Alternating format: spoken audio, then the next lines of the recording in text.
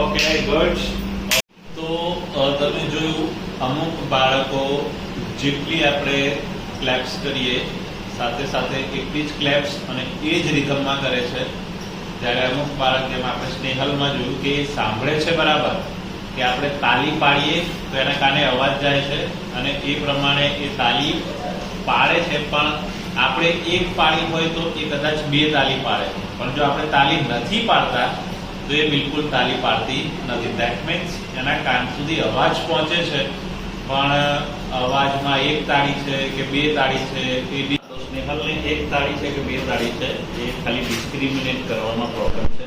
બાકી તાલી પડે છે એ અવાજ એના સુધી જાય છે અને એ એનો કમ્પ્લીટ આપણને રિપ્લાય આપે છે, ફીડબેક આપે છે. તાલી નથી પડતા તો એ રિસ્પોન્સ કરતી નથી. ધેટ મીન્સ એને ડિસ્ક્રિમિનેટ કરવામાં તકલીફ છે.